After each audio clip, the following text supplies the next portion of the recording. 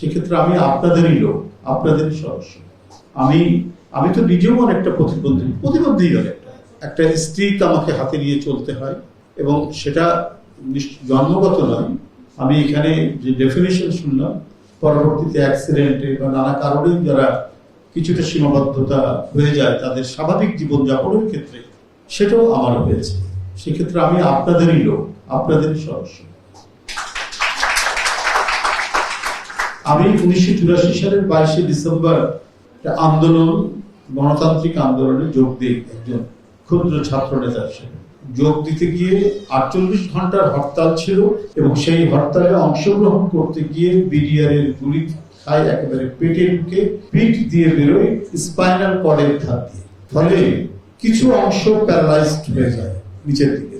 এবং আমি আপনাদের আরেকটু জানিয়ে রাখি, আমাদের এই চন্দন ভাই আজকে আমার কাছে মানে খুব বেদনাদায়ক যে তিনি চোখটা হারালেন কিভাবে, কেন এটা হলো। এত প্রাণোচ্ছল মানুষ। উনি একটা ব্লু রঙের একটা সোয়েটার পরতেন, আমার খুব ভালো লাগতো, খুবই ভালো লাগতো। তো আমি ওনার কাছে চেয়ে মাঝে মাঝে সোয়েটারটা পরতাম। রাজশাহীতে খুব শীত, প্রচন্ড শীত। তো আমি সকালে পিকেটিং এ অংশগ্রহণ করবো, তো চন্দন ভাইয়ের সোয়েটারটি আমার গায়ে পড়া ছিল, ওই সোয়েটার ভেদ করে বুলেটটা যায়, এবং সোয়েটারটা বুলেটের দাগটা ছিল, অনেকদিন রেখেছিল, কিন্তু আমার মা ওটা রাখতে চায়নি। একটা বেদনাদায়ক স্মৃতি বলে ওই সোয়েটারটা পরে দিয়ে দেয় কাউকে। এইভাবেই আমরা অবিভাজ্য সম্পর্কের একটা বডি হিসাবে, একটি সংগঠন হিসাবে আমরা দুইজন চলেছি।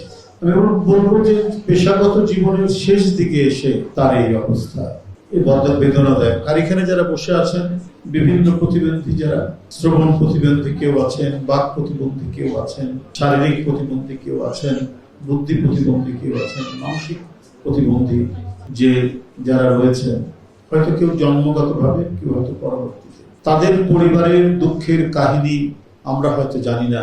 এই কাহিনী যদি লিপিবদ্ধ করা যায়, এই একটা ট্র্যাজেডির বিশাল মহাকাব্য হবে বলে আমার কাছে মনে হয়। আমি তাই মনে করেছি। কিন্তু উপস্থিত বন্ধুরা, আমি আপনাদেরকে বলবো, আপনারা এরই মধ্যেই যা সৃষ্টি করেছেন, এরই মধ্যেই যেটা করতে পারেন, অনেক স্বাভাবিক মানুষ যারা স্বাভাবিক চলাচল করেন, স্বাভাবিক বুদ্ধিমত্তার মানুষ যেটা করতে পারে না। এটা বোধহয় আল্লাহর অশেষ একটি ইচ্ছা শক্তি আপনাদের মধ্যে দিয়ে প্রস্ফুটিত করে।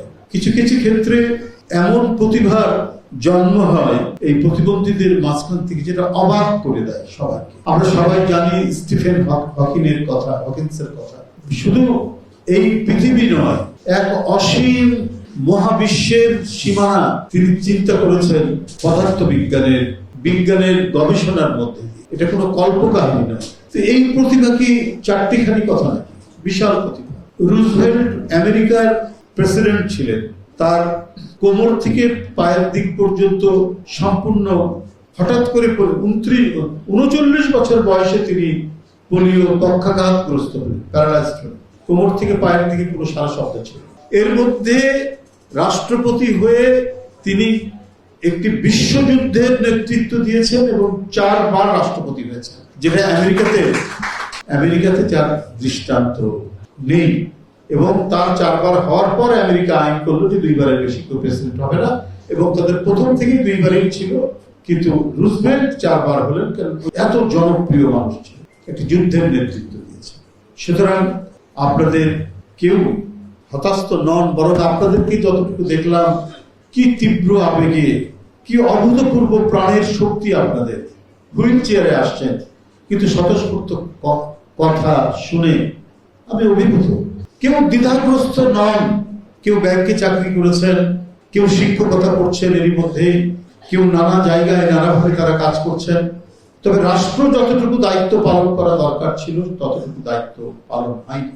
আইন হয়েছে, প্রতিবন্ধীদের অধিকার এবং সুরক্ষার আইন হয়েছে, কিন্তু এই আইন বাস্তবায়নের জন্য আরো কিছু করা দরকার, সেগুলো হয়নি। ডিজিটাল ব্যাংকিং এর কথা বলা হয়েছে, কিন্তু প্রতিবন্ধীদের জন্য ডিজিটাল সহায়ক যে কর্মকাণ্ড, সেটা কিন্তু করেননি কেউ। এটিএম বুথ থেকে টাকা একজন দৃষ্টি প্রতিবন্ধী মানুষ কিভাবে নেবেন, সেই প্রযুক্তি সহায়ক ব্যবস্থা কেন এখন উদ্ভাবন করে না? কিন্তু উন্নত দেশগুলোতে কিন্তু এটা করেছে। আমি আমার বোনের সাথে কথা হচ্ছিল, হুইল চেয়ারে বসা ছিলেন, যে আমরা কবে দেখতে পাবো যে ট্রেনে ওঠার সময় প্রতিবন্ধীদের জন্য আলাদা দরজা থাকবে, বাথরুমে যাওয়ার সময় প্রতিবন্ধীদের জন্য আলাদা ব্যবস্থা থাকবে, ডিপার্টমেন্টাল স্টোরে যাওয়ার সময় তাদের লিফট আলাদা থাকবে। এটা কেন হবে না? আমেরিকার প্রত্যন্ত অঞ্চলে আমি গেছি, সেখানে দেখেছি প্রতিবন্ধীদের স্কুল সবচাইতে মর্যাদাপূর্ণ স্কুল। তো ডিজিটাল প্রযুক্তির আমরা উন্নতির কথা বলছি, কিন্তু প্রতিবন্ধীদের জন্য যদি সেটি সহায়ক না হয়, ব্যাংকিং সিস্টেম, এটিএম বুথ সহ নানাবিধ কর্মকাণ্ডে যদি প্রতিবন্ধী ভাই বোনদের সেখানে অংশগ্রহণ না থাকে, তার অধিকার যদি সুপ্রতিষ্ঠিত না হয়, তাহলে রাষ্ট্র যথাযথ দায়িত্ব পালন করা হলো না। ব্যুরো অফ স্ট্যাটিস্টিক্স থেকে যেটা জেনেছি যে 46 লক্ষ প্রতিবন্ধী মানুষ আছেন বাংলাদেশে। তো এই 46 লক্ষ মানুষ যাতে শিক্ষায় এবং যাদের যতটুকু যে যেরকম ভাবে পারেন তার মানে নানাবিধ যে কর্মকাণ্ড আমাদের দৈনন্দিন জীবনে কাজ করার জন্য, তার লেখাপড়া, তার জ্ঞান চর্চা, তার রিসার্চ যদি তিনি করতে পারেন, কারণ প্রতিবন্ধীরা সাধারণত খুব মেধাবী হয়, তো সেই দিকে তারা করতে পারেন। যদি প্রযুক্তির ব্যাপার হয়, ইঞ্জিনিয়ারিং সাইডে তাদেরকে নেওয়া, নানাবিধ কাজের মধ্যে রেখে তাদেরকে গড়ে তোলা, এটা হচ্ছে রাষ্ট্রের দায়িত্ব। এই দায়িত্ব রাষ্ট্রকে অবশ্যই পালন করতে হবে, আমি নয়। কারণ আপনারা নিশ্চয়ই নাম শুনেছেন একজন প্রখ্যাত সুফি সাধক, মরমী সাধক মওলানা রুমির নাম আপনারা শুনেছেন। তিনি একটি কথা বলেছেন যে প্রতিটি মানুষের মধ্যে ডানা আছে, ও ডানা দেখা যায় না। প্রতিটি মানুষের মধ্যে ডানা আছে। এখন এই ডানাটি হাউ টু লার্ন, তুমি এই ডানাটি কিভাবে প্রকাশ করবে, কিভাবে, সেইটা তোমাকে শিখতে হবে। দেন টু ফ্লাই, তারপরে তোমাকে উঠতে হবে। কারণ প্রতিটি মানুষ ডানায় ভর করে উঠতে পারবে। এখন তোমাদের প্রত্যেকেরই জানা দরকার যে সেই ডানাটা তুমি কি করে শিখবে, সেই ডানাটা মেলবে কি করে, সেটা শিখতে হবে। মওলানা রুমির এটি কথা। তো সেই ডানাটি আমার কাছে মনে হয়েছে আজকের এই ভাই বোনদের দেখে, প্রতিবন্ধী ভাই বোনদের দেখে, এরা আসলে আমরা যারা কিছুটা স্বাভাবিক চলাচল করি, সাধারণ যারা চলাচল করি, কিন্তু তারা সেটা জানে না, তারা সেটা বুঝতে পারে না যে তার ভিতরে যে ডানাটি আছে সেটা হাউ টু ফ্লাই, কিভাবে উঠতে হবে জানে না। কিন্তু এই প্রতিবন্ধী ভাই বোনরা জানে, তারা কিভাবে উঠতে হয় তারা জানে।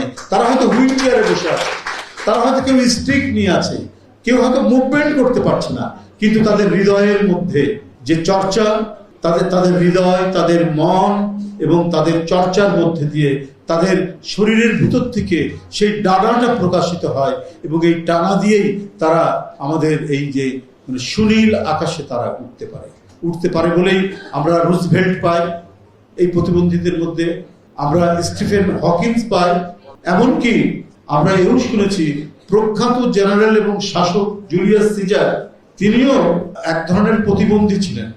তাকে ঘোড়ায় উঠিয়ে দিত, ঘোড়ায় উঠানোর পর তার সামনে আর কেউ দাঁড়াতে পারত না। ওইভাবেই তিনি বিশ্ব জয় করেছেন। আপনারাও বিশ্ব জয় করবেন ইনশাআল্লাহ।